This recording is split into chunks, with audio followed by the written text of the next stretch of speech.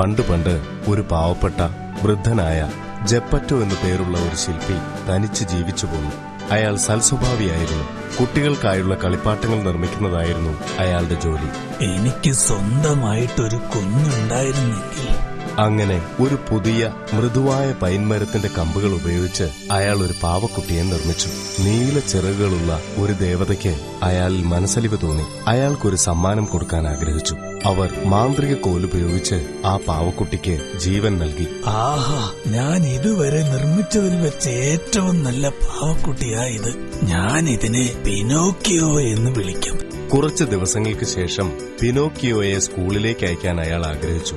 അതിനായി അയാളുടെ ഒരേ ഒരു കോട്ട് വിറ്റ് അയാൾ പിനോക്കിയോയ്ക്ക് പാഠപുസ്തകം വാങ്ങിച്ചു. നീ ഒരു നല്ല കുട്ടിയായി സ്കൂളിൽ പോണം.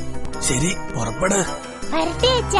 പോകുന്ന വഴിക്ക് പിനോക്കിയോ ഒരു സൂത്രശാലിയായ കുറുനരിയെ കണ്ടു. അയ്യേ വേണ്ട സുഹൃത്തെ, നല്ല കുട്ടികളാരും സ്കൂളിലേക്ക് പോവാറില്ല. അവർ ട്രാൻഡ് കടൽ കടന്ന് റൺവേ ദ്വീപിലേക്ക് പോകാനാണ് ആഗ്രഹിക്കുക. അവിടെ അവർക്ക് ദിവസം മുഴുവനും കളിച്ച് രസിച്ച് ഉല്ലസിക്കാം.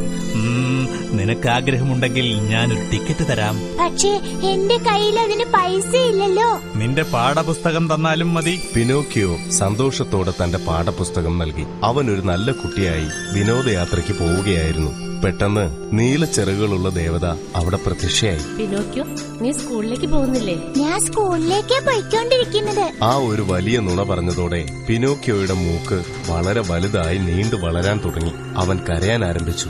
നീ ഒരു നുണ പറഞ്ഞിരിക്കുന്നു പിനോക്കിയോ. നീ എപ്പോൾ നുണ പറയുന്നോ അപ്പോഴൊക്കെ നിന്റെ മൂക്ക് വലുതായിക്കൊണ്ടിരിക്കും. എന്നോട് ക്ഷമിക്കണം. ഞാൻ ഇനി മുതൽ നല്ല കുട്ടിയായി സ്കൂളിലേക്ക് പോവെന്ന് ഉറപ്പ് തരുന്നു. ദേവത അവന് മാപ്പ് നൽകി. അവരുടെ മാന്ത്രിക കോൽ വീശി അവന്റെ പഴയ മൂക്ക് അവന് തിരിച്ചു നൽകി. പക്ഷെ പോകുന്നതിന് മുമ്പ് ഒരു മുന്നറിയിപ്പും നൽകി. ഒരു കാര്യം ഓർമ്മിക്കണം കുട്ടി, റൺവേ ദ്വീപ് കുട്ടികൾക്ക് കളിക്കാനുള്ള നല്ല സ്ഥലമല്ല. നീ അവിടെ പോയാൽ ഒരു കഴുതയായി മാറും. പക്ഷെ പിനോക്കിയോ അവരുടെ വാക്കുകൾ അനുസരിക്കാൻ തയ്യാറല്ലായിരുന്നു.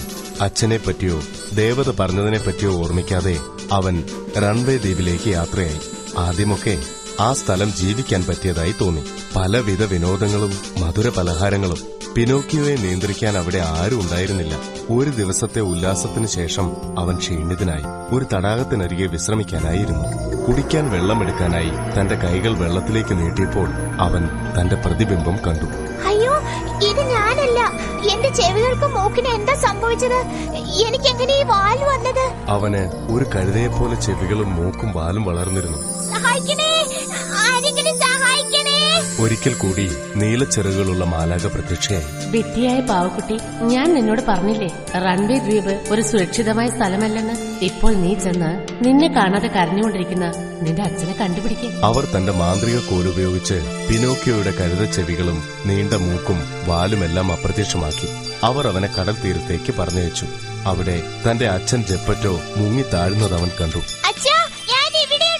അച്ഛനെ മാത്രം മനസ്സിൽ ധ്യാനിച്ച് അവൻ വെള്ളത്തിലേക്ക് എടുത്തു ചാടി അദ്ദേഹത്തിന്റെ ജീവൻ രക്ഷിച്ചു. പിനോക്കിയോ, ഇപ്പൊ നിനക്ക് മനസ്സിലായോ? ഒരു നല്ല മനുഷ്യനെന്ന് വെച്ചാൽ മറ്റുള്ളവരോട് സ്നേഹത്തോടെ പെരുമാറുന്നവരും അവരുടെ ദുഃഖങ്ങളിൽ പങ്കെടുക്കുന്നവരുമാണെന്ന്. നിനക്ക് അച്ഛനോടുള്ള യഥാർത്ഥ സ്നേഹത്തിലുള്ള പ്രതിഫലം കിട്ടിയിരിക്കുന്നു. അതെ, പിനോക്കിയോ അന്നു മുതൽ പൈൻ മരം കൊണ്ടുണ്ടാക്കിയ പാവക്കുട്ടിയല്ല. അവന് മാംസവും രക്തവും എല്ലുകളുമുണ്ട്. ഒടുവിൽ എന്റെ ആഗ്രഹം സഫലമായി. അങ്ങനെ പിനോക്കിയോ തന്റെ അച്ഛനോടൊപ്പം വളരെ കാലം സന്തോഷപൂർവ്വം ജീവിച്ചു.